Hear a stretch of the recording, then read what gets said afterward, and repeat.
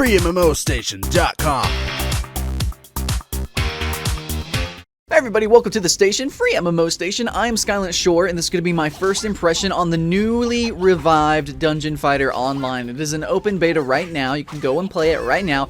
And it's essentially the same game that maybe you have known and loved, or maybe you have never gotten into it. Now, me personally, I've actually never played Dungeon Fighter Online. So this was actually a pretty cool experience for me. I'm actually a huge fan of beat-em-up hack-and-slash games, 2D scrolling, like Castle Crashers or Double Dragon, Spider-Man. There's a lot of games out there, but Dungeon Fighter Online, it was one of the first ones to hit it really, really big as trying to be like a super multiplayer, maybe the word would be massively multiplayer, online side-scrolling fighting game.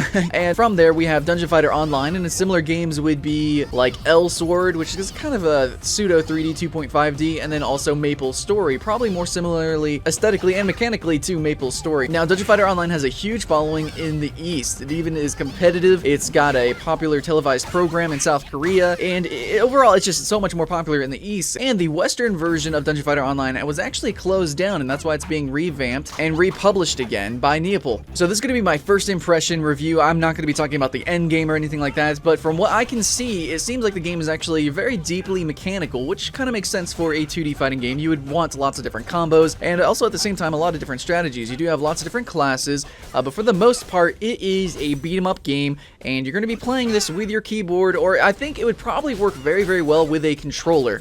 Yeah, mouse and keyboard, the controls and everything just feel a little bit antiquated, and I think if you actually map your own keys, especially to a controller, you're going to have a lot more fun.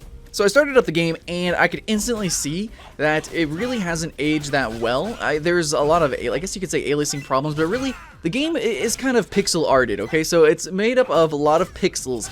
And a long time ago, the pixels looked a little bit sharper because we didn't have quite the resolution, and now we do have the resolution 1080p, some people playing on 4K, and you pull up Dungeon Fighter Online, and this is the same for Maple Story too, whenever I did my first impression on that game, and you can clearly see that it just doesn't quite fit anymore. It would be really awesome if we could reshape, I don't know, some of these characters, if we could add more pixels into the text, the font, the textures, all that stuff. Really, it just feels like it's meant to be played in a window now, and actually the game pulls up in a window with the suggested resolution there. So it's a little bit tragic that these games can't, I guess, update like other 3D games normally can, but I guess whatever. If you are a fan of pixel art, and I am a fan of pixel art, I do like pixel art, I kind of just thought it was really harsh. It's a very harsh looking game. That it's kind of compounded by the fact that the menus are really uproarious, and this is kind of a fault to a lot of older games as well. Maple Story is hugely at fault for this, where there's just lots of menus, lots of text, everything is just bombarding your eyeballs, and there's just a lot of things on the screen for such a low resolution screen. I mean,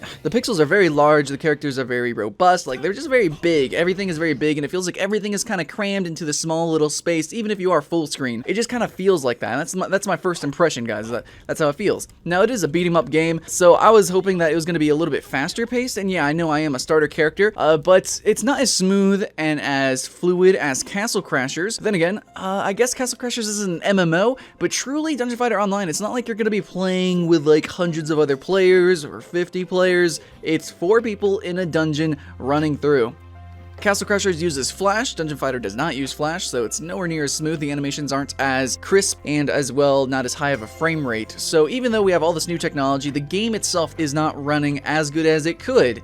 You know, if this game was being made right now. Actually, we have a 2D Dragon Nest coming out, which looks really good, and it's still in the same vein as Dungeon Fighter or Maple Story, and that game is going to look very, very well. It's kind of 2.5D.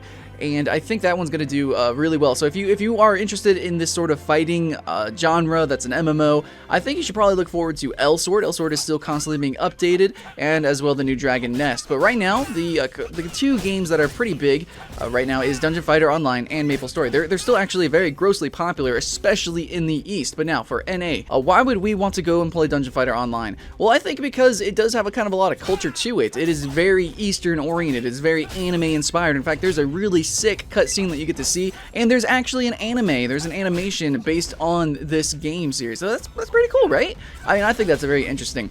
Now, the fact that it isn't as popular in the NA scene kind of leaves me worried. I don't think it's going to be competitive or anything like that, but it does seem like it's a fun game, actually. Now, it's not as good as I think if it was remade, I think it would be really great. I do have some, I guess, quality concerns about the game, but it's a relaunch. It's an older game, and if you're just kind of playing it casually, it seems like it's going to be a really good experience.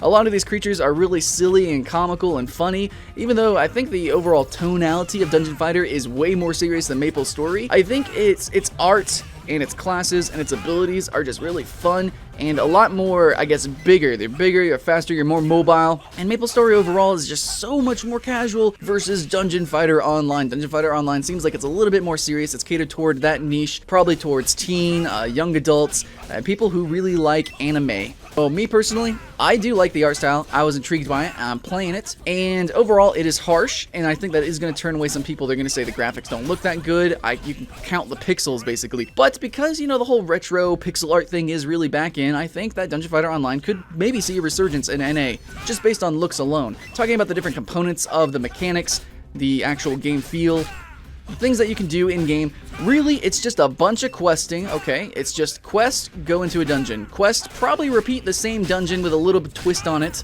Different boss maybe at the end, different monsters in between, maybe some different mutators or alternations in the level, but overall the same level. Yeah, basically just like Dragon Nest, just like any other dungeon diver, Warframe, Diablo, all these games, you're kind of going back and forth between areas over and over again with some slight changes. So it is a loot driven, you are going to be constantly going and grinding, and that's just what the game is, you know? It's a kind of a fun beat 'em up game, and instead of it being strategic or anything like that, it's just really actiony. Now, as action-packed as it could be in 2015, probably not, but it is still really good, and honestly, this genre doesn't have that many games in it. I would like to see more come out of it, so hey, if we can just get a revamp of the genre just by having a re-release of Dungeon Fighter in the West, that's a good sign for the future, I think. I would like to see maybe a little bit more depth. I would like to see some games where maybe it's like 10 people in a dungeon, bigger, wider areas, because these areas are really small, I think. The dungeons are really fast. Now, I know there's a lot of skill in this game. You know, there are combos, there is a lot of mobility, there's a lot of skill shots that you have to avoid, so it's not as AFK worthy as something like RuneScape, which is very strategy based and very plan based.